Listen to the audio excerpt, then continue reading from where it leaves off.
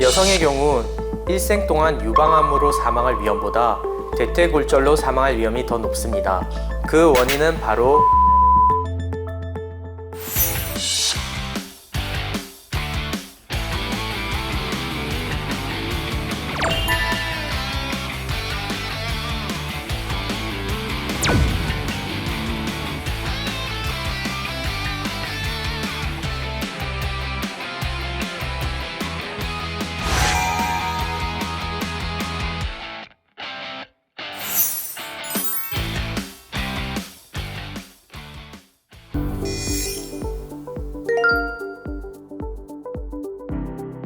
세계보건기구에 따르면 골다공증을 골량의 감소와 미세구조 이상을 특징적으로 하는 전신적인 골격계 질환으로 정의하고 있습니다.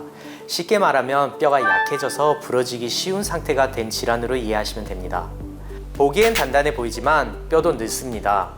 뼛속은 콜라겐, 칼슘, 인과 같은 무기질 성분으로 가득 채워져 있는데요.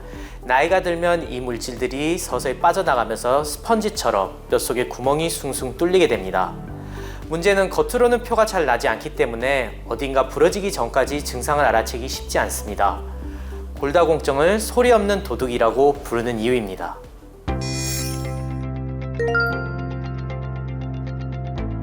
여성 그리고 나이 많으신 분들을 골다공증이 호발합니다. 무슨 말인가 하면 50세 이상 성인의 5명 중 1명은 골다공증 환자이며 2명 중 1명은 골다공증의 전 단계인 골감소증으로 나타나고 있습니다. 70세 이상이 되면 무려 여성의 70%가 골다공증 환자입니다. 연령이 증가함에 따라 남녀 모두에서 골다공증과 골절의 발생 위험이 증가하고 있습니다. 하지만 유독 중년 여성들에게서 많이 발생하는 이유는 폐경이 빠른 골소실을 초래하기 때문입니다. 여성 호르몬인 에스트로겐은 뼈를 보호하는 역할을 하는데 폐경이 되면 이 에스트로겐의 분비가 감소하게 되죠. 그만큼 뼈의 양이 부족해져서 골다공증이 발생하게 됩니다. 그 밖에도 골다공증의 주요한 위험 인자로는 칼슘 부족, 비타민 D 결핍, 육체 활동의 감소, 흡연, 과도한 음주 등이 있을 수 있습니다. 골다공증은 소리 없는 도둑이란 수식어가 따라붙을 만큼 조기에는 증상이 없습니다. 뼈를 육안으로 확인할 수가 없기 때문에 더욱 증상을 알아채기가 힘든데요. 하지만 오랜 기간 골다공증이 진행하게 되면 척추에 미세한 골절이 쌓여 1, 2년 사이에 갑작스럽게 키가 4cm 이상 줄어드는 그런 경우도 있습니다. 꼬부랑 할머니처럼 허리가 휘게 되고 심한 경우 허리에 통증이 느껴지기도 해서 그런 경우 골다공증을 의심해 보는 것이 필요합니다. 무엇보다 골다공증이 진행하게 되면 기침이나 작은 충격에도 쉽게 골절이 발생하게 됩니다. 손목골절이 발생한 여성 같은 경우는 통증을 비롯해 수행 능력 장애 등 일상생활이 힘들어지는 그런 후유증을 경험하게 됩니다.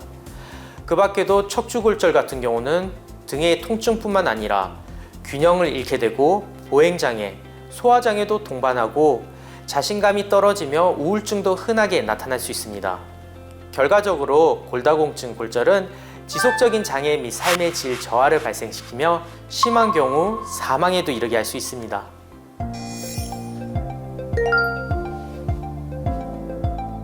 골다공증이 정말 무서운 이유는 소리 없는 도둑을 넘어 침묵의 암살자이기 때문입니다.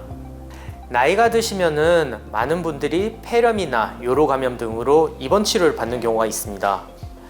그런데 그렇게 입원 치료를 잘 받고 나서 퇴원하시게 되는데 그렇게 입원 치료를 받는 동안 사실상 누워만 지내시면서 뼈가 더욱더 약해지게 됩니다. 그래서 폐렴이나 요로 감염 등이 회복했음에도 불구하고 일상생활에 복귀하고 나서 넘어지면서 대퇴골절이 쉽게 발생하게 되고 사망에 이르는 경우도 있습니다.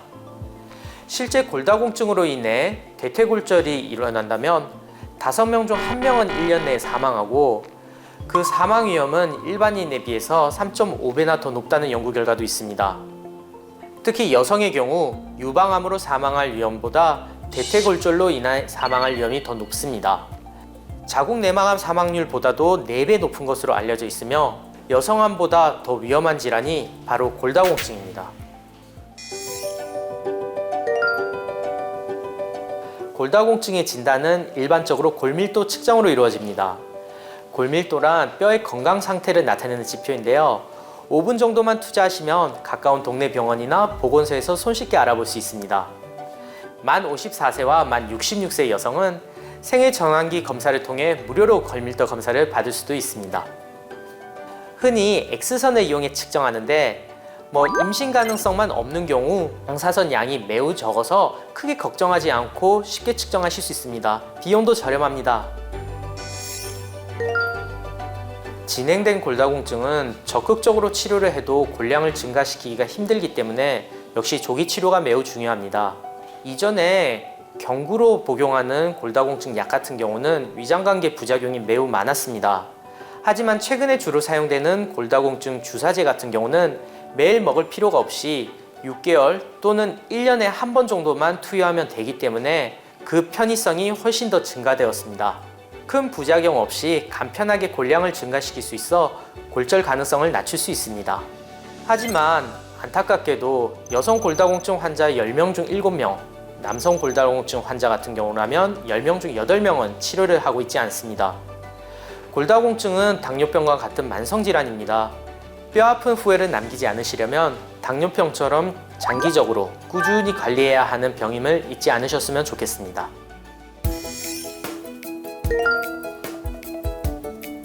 우리가 풍요로운 삶을 영위하기 위해서 재테크가 필요하듯 뼈가 건강한 골든타임을 늘리기 위해서는 골테크, 뼈테크도 필요합니다. 제일 중요한 건 결국 뼈 운동입니다. 근육 운동이 중요하다고는 많이들 생각하시는데 정작 뼈 운동을 생각 못 하시는 분들이 많은 것 같습니다. 뼈에 무게를 실어 뼈를 튼튼하게 만드는 이른바 체중 부하 운동은 뼈에 큰 도움이 됩니다. 맨손 체조, 조깅을 비롯해서 팔굽혀펴기나 윗몸 일으키기 같은 가벼운 근력 운동도 괜찮습니다. 운동 지속 시간은 최소 20분 이상, 일주일에 3일 이상은 시행하는 것이 좋습니다. 뼈 건강에 가장 중요한 영양소 중 하나는 칼슘입니다. 50세 미만의 성인이라면 하루 1000mg, 그리고 50세 이상이라면 하루 1200mg의 칼슘 섭취를 권장하고 있습니다. 칼슘 섭취가 높은 식품으로는 우유 및 유제품을 비롯해서 멸치나 건새우 같은 건어물, 미역과 김 같은 해조류, 그리고 귤, 사과 등 과일 같은 그런 식품이 있습니다. 식이요법만으로 부족할 경우 칼슘 보충제를 먹는 것도 도움이 됩니다. 반면 칼슘의 흡수를 방해하고 뼈에 생성하는 세포의 기능을 억제하는 흡연과 지나친 음주는 자제해야 합니다. 칼슘과 함께 꼭 필요한 골테크 영양소는 비타민 D입니다. 비타민 D가 모자라면 뼈가 약해지는 골연화증이 발생하기 때문에 충분한 양을 섭취하는 것이 중요합니다.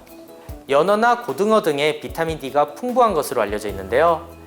비타민 D 생성에는 무엇보다 햇빛을 쬐는 것도 중요합니다. 하루 적어도 10분 정도는 햇볕에 노출해 주는 것이 좋고 필요한 경우 비타민 D 보충제도 도움이 됩니다.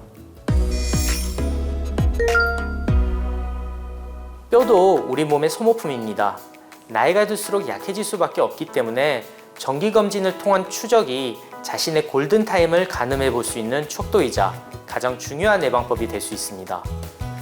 골다공증 고위험군에 속하는 폐경기 여성, 70세 이상의 남성, 그리고 특히 과거에 뼈가 부러진 기왕력이 있는 분들은 반드시 골밀도 검사를 받으시는 것이 필요합니다.